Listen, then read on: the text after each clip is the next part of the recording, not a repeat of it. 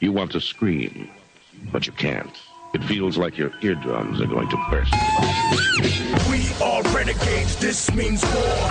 We are renegades, this means war. We are renegades, this means war. Absolutely, absolutely. Was that going to be part of the evolution? Was it something you came up with, or something that Paul came up with, or the bookers, or? You got a diamond, you got 9 men, you got a hat and a bat, and that's not all. You got the bleachers, got them from spring till fall. You got a dog and a drink and the umpire's call. What do you want? Let's play ball. Is that a fly ball or is it a seagull coming in from the lake just to catch the game? It's the last inning, our guys are winning. Dave's put down a smoker, a strike, and you got no doubt. What do you want? Let's play ball. Okay, Blue Jays, let's play ball. It's a beautiful evening, fans, at the ballpark, and the game starts. Warm summer breezes, sun's going down, and it's all dark at the ballpark. That's okay, it's a night game. You're now listening to War Weekly, back on the Spreaker Web Radio Network and at our website, WrestlingAudioRevolution.com. Sean Cunningham, give the people the Torontonian perspective, if you will. Toronto is baseball crazy right now. Toronto is Blue Jay crazy right now. You can't go to the corner without seeing 7 people wearing Blue Jay shirts as they're getting a little nuts about going into the next round and getting very close to the World Series. But before we get to the World Series, we have to take on a very heated, definitely heel rival going against the City Royals. They throw at us, they make fun of us, they act as if they're better than us, but we'll just kick their butt anyway. Yes, you know, Shanzi, I used to be the biggest Blue Jays fan, even before the World Series. I was a big baseball fan in general. Used to love playing baseball. My favorite guy was Jesse Barfield. How could you forget a name like Barfield? He barfs on the field. You could. That was like one of the best names in sports. You ever see him around anymore? Not in a couple of years. Like once a year. They had an anniversary for the team that first made the playoffs. It was 30 years this year. So he was in town in August for some stuff, but doing signings and stuff. He shows up once or twice a year. I heard George Bell resurfaced. He did. He threw at the ceremonial first pitch in Game 5. So. At least he didn't throw a bat at somebody's head. No. At least we're not seeing bats thrown at heads yet. That is definitely something we could see in WWE if they want to capitalize on bat throwing. They want to bring in George Bell? No, just capitalize on bat throwing with Jose Batista. You always have a character that just throws bats at people. I mean, you and I haven't even talked on the air. It's now just been a bit over 2 weeks. Shotgun Shan, Ernest Matthews returned this past weekend. We talked about the NXT Takeover Respect show, but you haven't had a chance yet, Sean, to really get on the air and give your 2 cents and give your little peace of mind. So why don't you get yours right now? Well, that show, it's like an indie show, but not an indie show at the same time. It's got WWE production value, but that loud crowd that will tell you what they think, and to be able to put out what they did, whether it be with Apollo Crews, whether it be putting Joe and Finn Balor over, putting, the tag team tournament and making stars out of it, Jason Jordan and Chad Gable. Is that guy going to be a star or what? Well, yeah. I mean, if you heard the show, which I don't know if you did or not. I did. I want to talk about the women's match and the way they positioned the show. Not to be a smartass, but which one? Yeah, really. Because both were pretty memorable, if you ask me. You and I had a private off-air conversation about Kana, or Asuka, as she's now known.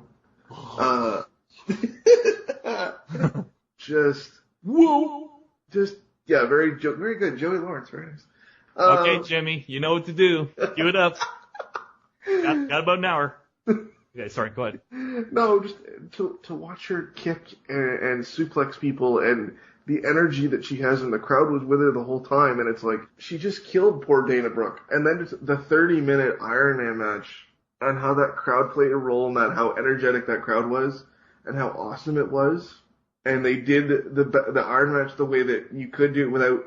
You still did enough falls, but you didn't insult anybody's intelligence, I thought. With Bayley, it seems like it was by accident. I just don't imagine that this was intentional. Everything that has sort of happened and the way that her career has unfolded in NXT. You know little girls, and I know little girls. Yes. And that sounds wrong. But everybody out there knows what I mean. Yes. I have nieces. I have, other people's daughters and just other children that are around, relatives and such and such. Yes. What gets over the most, Sean, with a little girl? Who are the people that a little girl would like? Celebrity-wise, movie-wise, cartoon-wise. Somebody that's... The happy and I love you and everything's wonderful. And let me summarize that into one word. Somebody that's nice. Yes. Little girls like nice. Yes. Bayley's nice. Bayley is that. Yep. And it's just amazing. And people see what's the superfan's name? Izzy, the little girl. People see Izzy and they think that she's a plant. But she's not.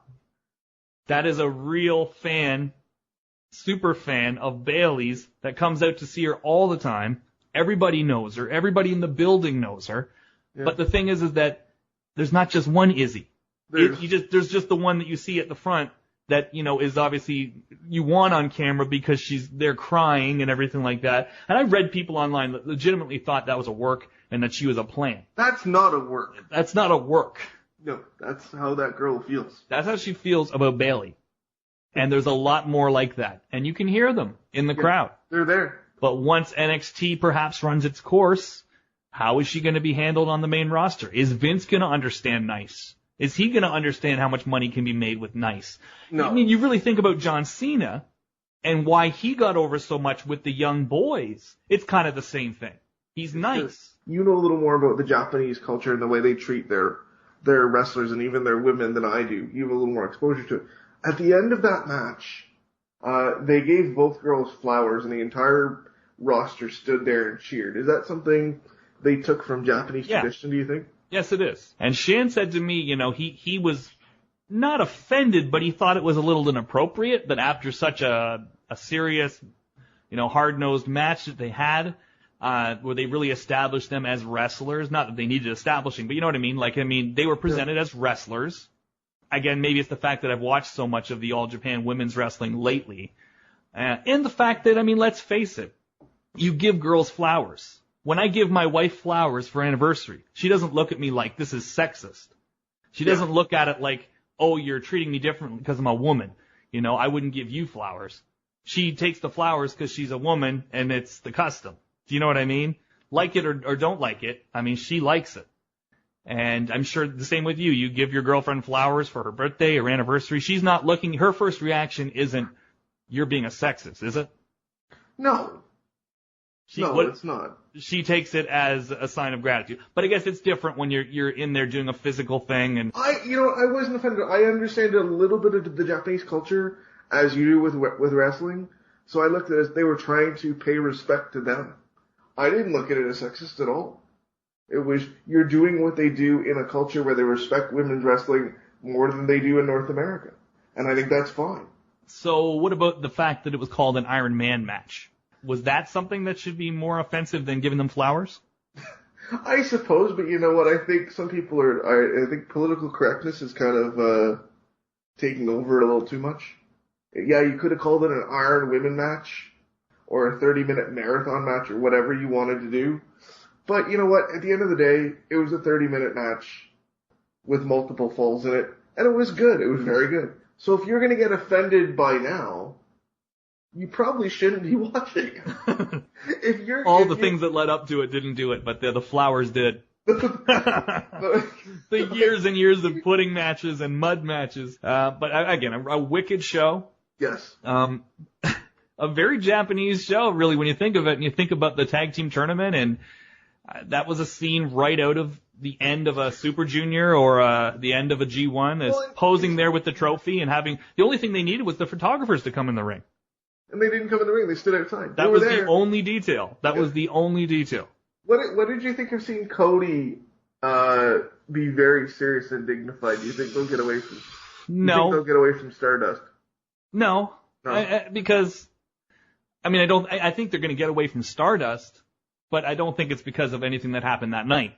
I think that was just sort of treated like, people know that that's my dad and that's Dustin's dad and that's Brandy's, father-in-law. That's her name, right? Brandy? Yes. Brandy Rhodes? Yes. Okay. Rhodes. Yeah. They're such a cute couple too, honestly. They're just adorable. But people know, like, you can't fake that. So having them in the ring, I don't think anybody's like, oh my God, they're going to change gimmicks because of this night. I mean, it's supposed to be a shoot kind of moment. It's a shame that he turned down anything, because they had ideas that after Dusty died to take him out of the Stardust thing. Let's go with Cody Rhodes and let's go with the idea of him, carrying the legacy now that Dusty's gone and doing it for his dad. Cody didn't want that. Whether he just, you can tell the guy's, it's still very hard, and Cody's kind of, if you ever seen him or you saw him induct his dad into the Hall of Fame and stuff, I mean, he's kind of he's a sensitive guy who loves his dad. He loves his dad. So the fact that it was too raw for him to maybe bring into storyline, I fully respect. The thing that I just would say to Cody though, is how much longer was Stardust going to go anyway? It's reached the ceiling. It's not going any higher. Well, I think it had reached the ceiling just prior to Dusty dying, and they just kind of left it there because Dusty died. Just basically treat me like nothing ever happened sort of thing.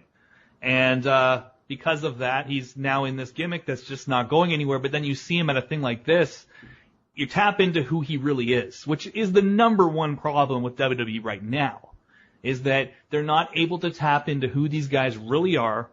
They're more interested in, here's our monologue, this is a TV show, that means there has to be a bunch of dialogue and a bunch of writers to write this dialogue, and that's how we have to deliver all of our talking segments. Long and phony. Promos are horrible. They're horrible across the board. We saw one this week, Ambrose and Randy. You got two. Oh my God. I know Randy's not the best talker, but you tap into who Randy really is and the few moments they have. He's very serviceable as an interview, in my opinion. Yeah. And believable. Not this week. Dean Ambrose. Do I even have to waste my breath talking about how much I think of him as a talker? No. I think he's incredible. I think he's probably the best, could be, if they let him be himself, the best promo in the entire business right now. But that's not what they have in mind. They don't look at it that way. They look at it like, well, we got this dialogue. And the dialogue, unfortunately, for the WWE, makes their baby faces, their top baby faces, look like absolute pussies, whiners, who can't get on the same page. For what reason, I don't know. Yeah. And then you got the New Day coming out. They're cool, they're fresh, they're funny, they're witty, they're charismatic, they're entertaining. And I'm supposed to boo them? Yeah, I don't get it. Really? I'm supposed to boo them. Why? Because they say something about my town? So that was just like, when I saw that, I was like, you really are fucking stupid, aren't you? Clearly somebody's not very bright down at Stanford right now. I have fully come to the realization, and nobody can talk me out of this anymore. Vince decided 10 years ago, John Cena will be the last marquee main eventer of WWE ever. Because I don't want anybody to ever come along and be bigger than my brand again. It's caused me so many headaches with Austin, with Rock, with all of these people that became bigger than WWE, and then they left me. I don't ever want that to happen again. So John Cena will be the last of that kind, and I don't want to make another one. I want to keep everybody at a certain level where the brand is always bigger than the star. And you're 100% right. Well, I don't know if I am or not. Vince only knows, truthfully, and maybe his his very, very inner circle truly knows the answer to that question. But the more I think of it and the more I watch the product and the more I've watched the last few weeks, and I know there's a lot of competition right now in sports and everything like that, World Series, which we just talked about. Yes. There's a lot of competition right now going up against, WWE. But the bottom line is the ratings keep going down. We're at an all-time low for 18 years now. It's not like there wasn't a World Series last year. It's not like there wasn't a World Series the year before. Or Monday Night Football. Or Monday Night Football. So, we can't just say that. Clearly, they're turning off an audience. It keeps going lower. And what scares me is that their response is, well, we're going to put Kane in there, because obviously Cena's going away for a while. We're going to make Kane our top babyface in 2015. Yeah, that's not working. That's our answer to the dropping ratings. You better have something planned for November, because I don't know if you're not going to get a drop at a Kane. This is not a one-off with Seth. No. They're going to do the usual WWE thing. Maybe 2, maybe 3 pay-per-views in a row are going to be with Kane right now. Okay, so you're telling me that Kane is going to draw people to subscribe to their network, or their TV ratings are going to go up, or whatever else. And here's the thing. I don't have a fucking problem with Kane at all. No. I don't. In fact, I think Kane is a great performer. He's way too big of a focal point right now. Yes. And people don't give a fuck. He's only been here since 1997. Yeah. And long before that in different gimmicks. But I mean... Paging 1995, Isaac Yankem DDS. But then again, I mean, people can call me a hater. What about all the people that have tuned out? Are they haters? No. Or does the show just suck? We're living in this culture right now where all you have to say is, oh, he's a hater. If you call someone out on anything shitty that they do, you're a hater. Hater. No. That's the shield, right? Yeah, that's the Shield. Well, okay, we can segue to that. One of the other Shield members should be fighting Seth Rollins. And that would be? Should be D. I don't deny it, other than they've done that match a lot, and it's always good, but why would he get another rematch at this point when you really think of it? He's fought him a million times and lost. Never. The freshest match, if you want to talk about, that mix without Cena or anything like that, I guess would be Roman and Seth. I understand why they're holding off on that one. I feel like they're trying to save him. Yeah, they want to save that for something. Roman was sent out to die yet again this week. Poor Roman. Yeah. Yes. What is up with that? I do feel bad. Braun Strowman. Yeah, and not just that. I mean, that too. Obviously, that's not helping. No. That's not helping to get people into his matches, that's for sure. But the talking segment this week, where they gave him about 6 pages of monologue, and they send him out there, the crowd chants boring. Yes. And he acknowledges that they chant boring. He says... Good for him. Was it? Good for him to basically say to the people writing his shit. Can that be classified an insult for him to say, no, it's not boring? No, it's not. It's like if someone says, Sean, you're an idiot, and you come back and say, no, I'm not an idiot. It's like, was that a great comeback? No. It's terrible. Okay. He's terrible, everybody. Let's just fucking drop all the bullshit, you and I included. Agreed. Okay. Shan is a lot nicer on him than me, and Shan's not here. He's a horrible promo. He's a terrible fucking promo with what they give him. Yes. We don't know if he's a good wrestling promo or not, as if he were able to go out there and just free ball it, come up with his own shit, come up with his own bullet points. We have no idea. I see him talk in interviews. He seems like a very well-spoken guy. But you're giving him garbage. But then again, he's not cutting a wrestling promo. Yes. He's being chill, he's being cool, he's laughing, he's smooth. He's a cool dude. But he's not cutting a wrestling promo. And also, you're not booking him as a cool dude. Well, that's just it, and that's what I was going to say. It's like you don't have to go out there and yell and scream to be a wrestling promo. You can come out there and do your own thing and have some kind of cool, smooth delivery that's completely, strays from the norm of what a usual wrestling promo is. They haven't done that. No. They think John Cena's going to go away, and we can just take all the material we had for John Cena and give it to Roman Reigns. No, you can't do that. He's not that guy. No, he's never been that guy. He's a guy. He's not that guy. He's not John Cena. And I don't just say that like he's not top star. I mean, he's not the guy to go out there and be the charity spokesman of your company. Be the face of your company. The face of goodwill. That's not Roman Reigns. No. And it was weird. You had Roman Reigns out there with Cena 2 weeks ago doing the breast cancer stuff. Terrible. I understand why you did it. I'm not knocking the idea. Okay? I'm not. Before everybody comes... I am. Okay, I'm not saying that WWE shouldn't be supporting breast cancer awareness. Okay, no, me. That's what I'm getting at. CM Punk is. Yeah, okay. That's different story. That's a different story. We can talk about that. Let's move along. Continue that thought. But Roman Reigns is not the guy that should there. Oh, feel good for all these people. It's wonderful. Yeah, that's not Roman. Okay, then let me ask you a question. And you understand these numbers just as well as I do.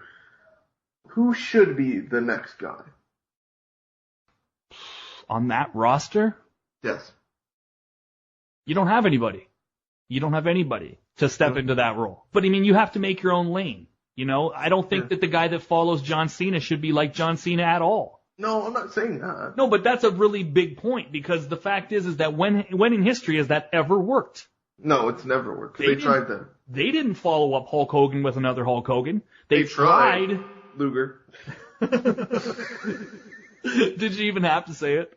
No, but I wanted to. There are some new fans out there. I wanted to say it. Yeah. I've been waiting for that. They tried to follow Hogan up with Hogan. Didn't Lex work. Luger wasn't Hogan. No. He couldn't be Hogan. There was nothing you could do. There was nothing you could write. There was nothing you could do physically to change the fact that Luger was never going to be Hogan. It just wasn't there. He did not have the charisma. Very few did. You couldn't put a less charismatic version of the same thing to follow the original. No, but that's what they tried to do. Tried to do and it failed. Yeah. So who was the next big star? Legit big star. I guess you'd say, well, I mean, I'll often hesitate calling Brett and Shawn big stars because they weren't like cultural icons. No, next one was. But they were huge. Like they were still main. They were the main event for a long time. Everybody seemed to know who they were in those days. Whether you're a wrestling fan or not, you kind of knew who Bret Hart and Shawn Michaels were. They were completely different. Now that had a lot to do with steroid scandals and government trial. Yeah, like jail time looming over Vince's head. We haven't even mentioned the Snuka case. Jail time looming over Vince's head could be a story that shows up in comes the future. Back again. Yeah. Who knows? But anyways, we'll save that. We've kind of been just holding off on that one and just want to see a little more development before we get in there and start doing a little more research too. So don't think we've forgotten about that or that we that has not been on our radar. It has. No, it's there. But again, the next big star was Austin. He was a completely different thing from Hogan. Yeah. The complete opposite. You couldn't follow up with another Austin because there wasn't another Austin. No. You had The Rock. I mean, that was a really special time that will never happen again, especially if my theory's right. It'll never happen again until Vince is gone. And even then, I don't know. You had The Rock and Austin at the same time. Yeah. That will never happen again. I don't imagine a situation where you have two guys of that, especially with these ratings and everything. I know things go up and they go down. For them to really go up again, it's also a completely different time in technology. Less people are watching television in general. Through the old ways where ratings were measured that way. Mind you, people are still setting record ratings with sporting events, with such and such a thing. So how is that even a true argument? Because now you're seeing that if you PVR something, it counts in a rating. If you stream it on a certain service, it counts in a rating. It will change. Yeah, the presidential debates, for instance. Yes. The Donald Trump debates are setting record ratings and all this shit. So, it's like Dixie Carter saying pay-per-view is a dying business. And meanwhile, Ronda Rousey and others are proving that's definitely wrong. The thing that gives me hope about WWE to tack onto your angry tirade about the current product is NXT, because NXT, you're seeing the indie guys who are that one half step away get WWE style exposure. Clearly, the best things about WWE and the WWE Network are NXT and their recent shift in programming. The stuff that they've been coming up with lately has been great. And so you've seen some of it. I wanted to ask you about that too. You had all these other grandiose ideas of Legends House and all this bullshit. Ridiculous. You don't need to spend that kind of money. No. You don't need to have all these different sets and all these different on-location bullshit that you're filming for some kind of, again, reality show. All you need is a backdrop, video footage, and people that can tell stories. Well, I like there's one they're doing now, and I don't know if you've seen it. It's called Table for Three. Have you seen it yet? Yes, and that's one of the things I'm sort of referencing right now. Isn't that awesome? Yes. And Rivalries is back, which I'm very excited about. They brought that back. Again, this is the stuff that people have interest in. Yes. Interest. You have access. This is the thing, like WWE doesn't even realize you have access to what everybody's clamoring for. People would give their left nut reporters would give their left nut to have the information and the access that you have on a daily basis. That you're not using. From the B-roll footage of guys in their real personas when they flub or go out of character or whatever. They've been using that a lot more in the documentaries, if you've noticed. Yes. That's the stuff that's gold. When you have Randy Savage on B-roll, or you have even Hulk and Gene on B-roll, that's the stuff people are dying to see. When you have guys out there that can tell their stories and are well spoken about it, all you need, you can like the Steve Austin podcast, for instance. All you need is somebody interesting that can tell stories, and you barely need production. You need a couple camera angles, you need a couple videos queued up, and you're good. Okay, here, let's start going back to the current product, because I now that you said that. Undertaker and Brock are going to fight in a cage. But Monday prior to that, the Steve Austin podcast.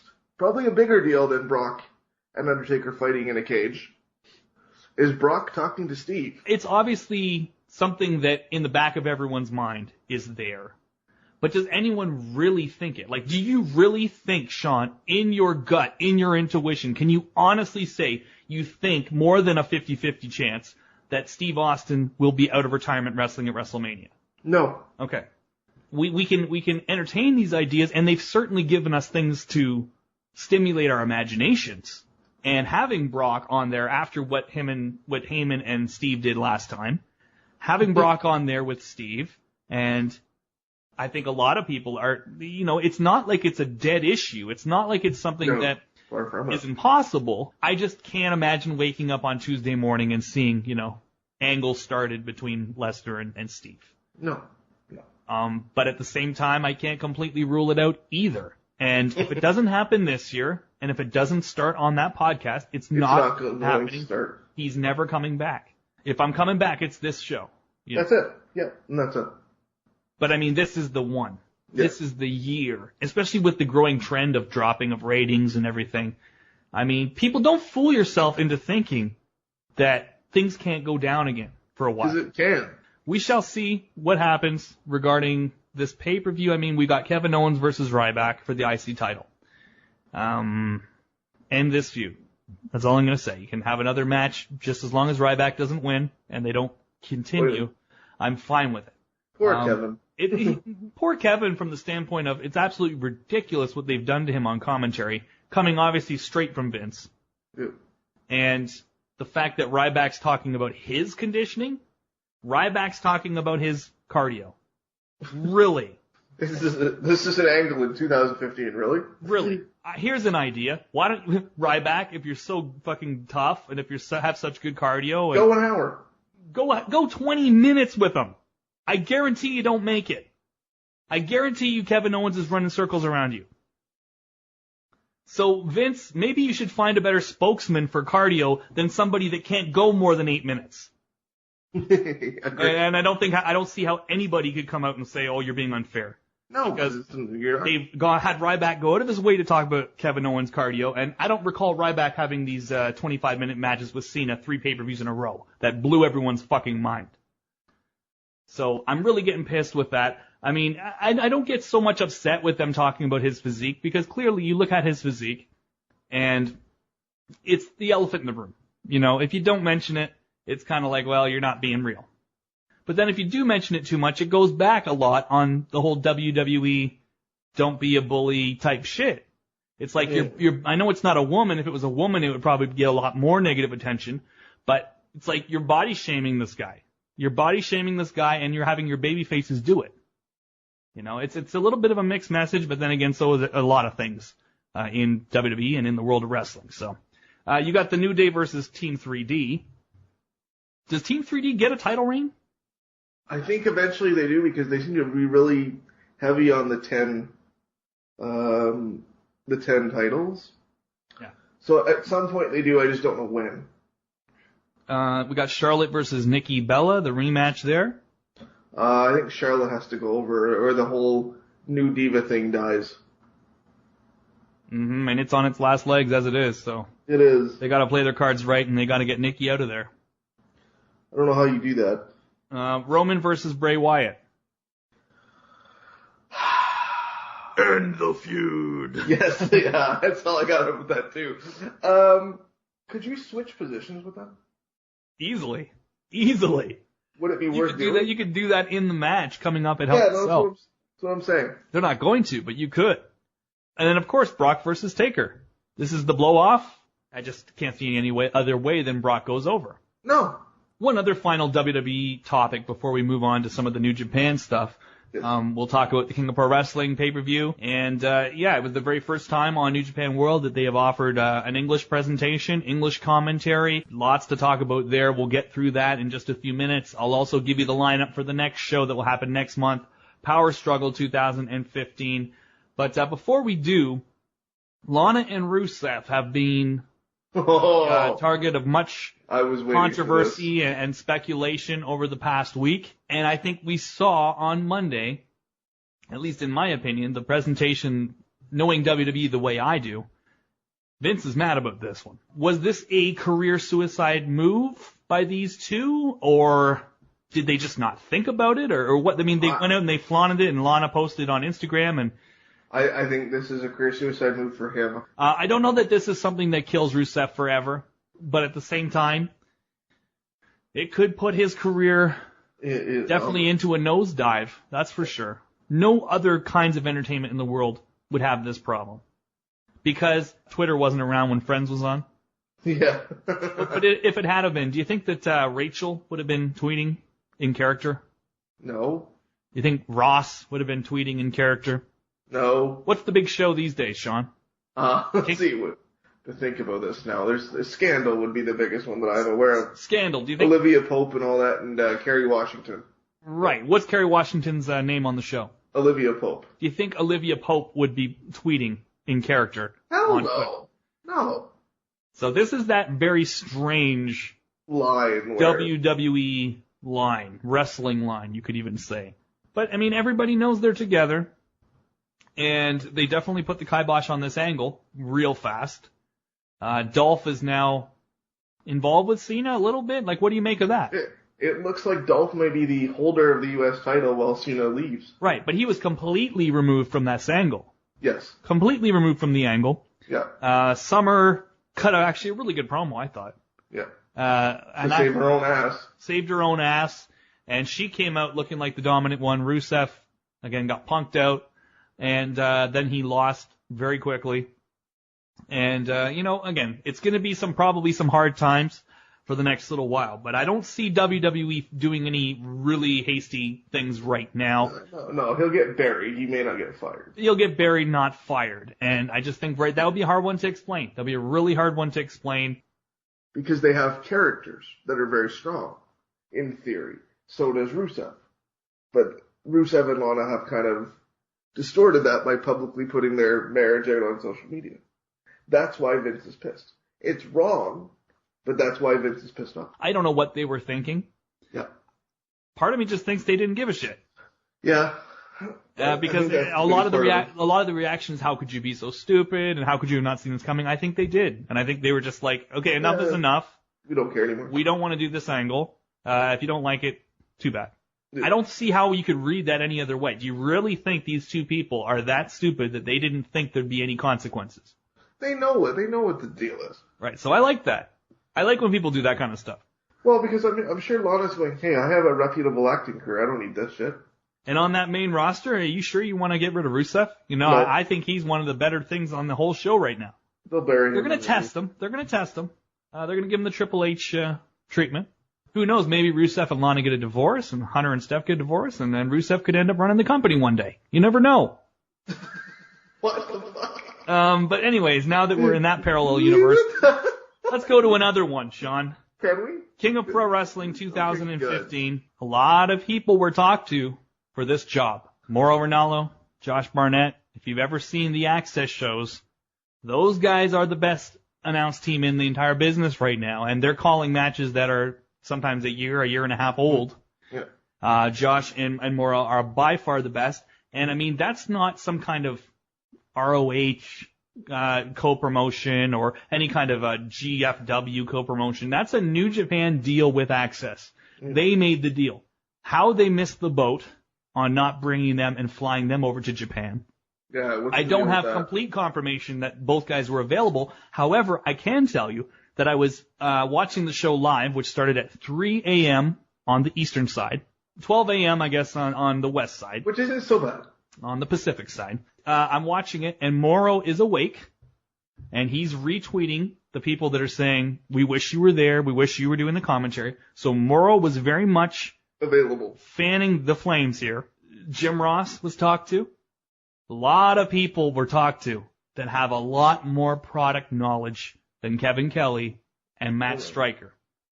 I thought that these two guys, again, maybe I should let you go first. I think you know where I'm going with this, though. Yeah, I know where you're going. And We'll talk about the card. We'll go through the card, just the most important matches we'll spend the most time on here. But here's what I would have wanted as somebody that, admittedly, doesn't understand a lot of Japanese.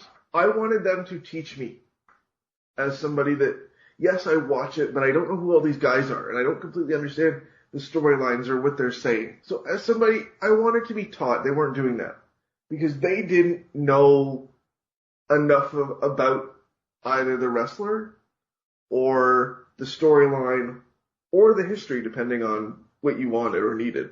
I felt, honestly, in comparison, watching Wrestle Kingdom at the beginning of the year, they were more prepared than Kevin Kelly and Matt Stryker were this time.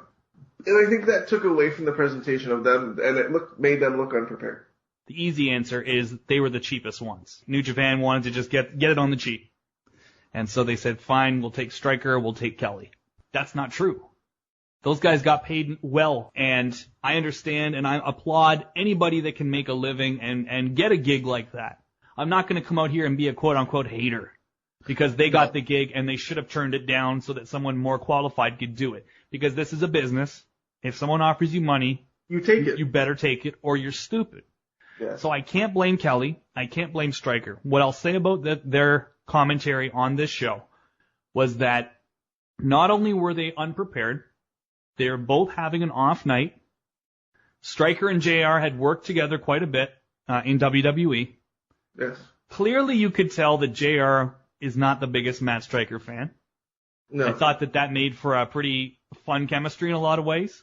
I would say there were maybe 3 or 4 moments in that whole Wrestle Kingdom 4-hour show that were cringeworthy on the part of Matt Stryker, where he said things that made me go, oh, fuck, just shut up. On this show, I would say there were 3 or 4 things per match What he said. that Matt Stryker said that had me cringing and saying, oh, fuck, just shut the fuck up. They were having an off night. The chemistry wasn't there. With Stryker more than Kelly, but I found Kelly did it too. It was like their basic instincts as commentators weren't there that night. No. It was like these indie guys that have all their moves they're going to do ahead of time. I'm going to do this. And their whole goal in a match is I got to get my shit in. That's the way they commentated. That's the way they commentated. And they missed really important moments.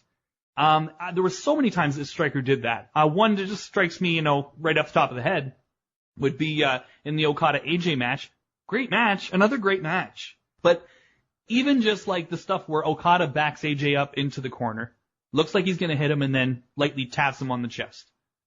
Stryker's in the middle of saying some crazy shit that he looked up and wrote down and thought he had to get in. He's in the middle of saying that.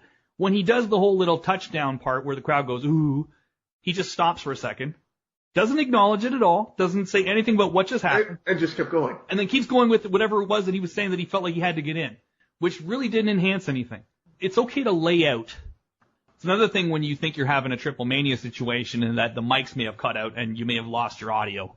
And I thought that happened more times than not. And then Stryker even came out and said, pardon me, guys, if I'm not saying a lot. I'm just enjoying this match so much. You're not getting paid to come and enjoy the match and not talk. But I'm pretty sure you can tell me, because you watched the G1 and the most recent pay-per-views, that Naito coming out in a mask and in a black suit is nothing out of the ordinary. No, it's not. Kevin Kelly's response to this is, well, I wouldn't be surprised to see Naito wearing a mask, but this guy's wearing a suit.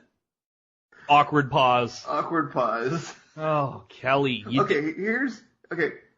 I understand you want to grow New Japan World if you're New Japan. I'm not going to go as far as say get better commentators, but I'm going to say prep your announcers. And get better commentators. Okay, you're going to say it. They're my favorite company. Everybody knows that. I make it pretty clear on the air. I think that they put on month to month, the best products, the best shows They of did. anything I see. And they did. With that said, they don't necessarily understand the English market. And that they Agreed. want to break in, but they are making a lot of mistakes. I just thought that this commentary team was I'm going to say it, I thought they were pretty damn bad. Yes. I thought as a show, the crowd was kind of down for this show for the most part. It was not your typical New Japan crowd. Which was kind of sad to me because it was a Which, good show. Kevin Kelly, you can't at least just watch the most recent shows and know that Naito has been wearing this for like 4 months. And then again, there was so many, I can't even mention them on the air, but pretty much every match had at least 4 or 5 times that I just rolled my eyes and I thought, oh God. Why couldn't they have at least done more research, or why couldn't they have better guys? And it really did bring down the show for me. In fact, I actually watched the last 2 matches, live matches, in Japanese. Yeah. But at the same time, the crowd was down too. So all in all, this show was I'd give it a B show. Yeah, it wasn't as good as some of the previous ones. Liger, Kushida, Mascara Dorada, Taguchi, and Tiger Mask defeated Finlay, Jay White, Juice Robinson, Sho Tanaka, and Komatsu in the opener. Hanma defeated Yoshihashi in the second match. So Hanma starting to actually get wins, which is kind of fun. He will be taking on Ishii at the next pay-per-view Power Struggle for the Never Openweight title. Yay. Tenzan, Nakanishi, Kojima, Nagata defeated Captain New Japan, Goto, Shibata, and Kota Ibushi. Shibata, Kota Ibushi, and Goto, they have just dropped. Like, it's pretty crazy to see how far they've gone down the card in 1 month, but I'm sure that's just temporary. Red Dragon defeated Roppongi Vice in a very strange finish. Yeah. Tiger Hattori is one of the shot callers in New Japan. I mean, especially on the English side, if you're an English wrestler, that's who you go through. That's your guy. Yep. Were they too slow breaking up the count, and so he had to count the 3? Did he count the 3 even though they broke it up? What happened from your vantage point? I think they were too slow. He counted 3 because he had to count. Right, and I know that was a rule in WWE at one point as well. So you could tell people were a little upset. Definitely Rocky Romero looked a little bit heartbroken by that. I think they were too slow. I think it was probably supposed to be a different finish. Well, you learned a lesson there. Yep. And I guess you have to give props to Hattori. I heard a lot of people really bad-mouthing Hattori about this. How do you badmouth Hattori on anything? He's just cool as shit. So yeah, that was the finish there. They did the wheelbarrow DDT into the suplex, and Roppongi Vice were supposed to break it up. They were just half a second too late. And that was the finish. I mean, he counted 3, so it wasn't a Nick Patrick situation, everybody. No, but that's an excuse to have that match happen again, so that's good too. Sure, yeah, definitely. That's right, yeah, you almost have a blessing in disguise there. Kenny Omega defeated Matt Sydal, who Stryker repeatedly referred to as Seidel. I'm not fucking kidding you. This is how little research was done here. Oh my god, they're to pronounce the guy's name. And that really goes to show how much he's just thinking about his shit. He's not even listening to what Kevin Kelly's saying beside him. Kevin Kelly works in ROH. He commentates this guy's matches on a weekly basis. He's sitting out there saying Seidel, and Stryker would immediately be like, yeah, Seidel. And it's like, and then he'd be like, Seidel, and be like, Seidel. It's like, you're not even listening. You're just thinking of all the bullshit in your head. Just stop. Okay, so there we go. But awesome match. Totally awesome match. Bananas. That, again, needs to happen again. Bananas, especially the finish when he goes for the one-winged angel and Seidel trying to counter it, so Kenny just goes on the other side. Yeah, and Stryker actually did mention that too. He said how smart is Kenny Omega? He's awesome. Crazy me. He's the best. Sakuraba. One of my favorite 3 or 4 people that I've watched in New Japan since he started showing me that stuff. No doubt. Sakuraba, Shinsuke Nakamura, and Toru Yano defeated Bullet Club members Bad Luck Fale, Doc Gallows, Carl Anderson. That's obviously setting up Anderson and Shinsuke for Power Struggle main event. Ishii defeated Makabe to regain his Never Openweight title, finally getting the big win back on Makabe after losing many times to him in a row. Every time he would get a shot at that belt, he was losing. So it's been since Wrestle Kingdom that he's been trying to get that thing back, and now he finally did. Tanahashi defeated Tetsuya Naito in the semi-main event. And there was another man that came out dressed like Naito in the chrome mask and the black suit, which really confused Kevin Kelly. You know, they had what I thought was a good match, a really good match. It was nothing like some of their matches in the past that they've had, because some of those have been just off the charts good. This wasn't off the charts good, but still progressed the storyline with Naito's mystery henchman revealing himself as Watanabe, who a lot of people have been seeing in Ring of Honor lately. Yes. But a total makeover, Sean. Totally, yeah. I saw Watanabe, actually saw the Ring of Honor match too this week, and if Watanabe's going to be Naito's henchman, that's going to be fun. Los Ingonables, or The ungovernables is what that translates into. So Naito's CMLL faction looks like it has a new member in Watanabe. So funny, though, that happened, and then Tanahashi was still able to win. Naito and Watanabe beat down Tanahashi after the match, to which Matt Striker said, "The entire locker room is coming out." It was only Shibata and Goto. So the entire locker room came out, and it was 2 men.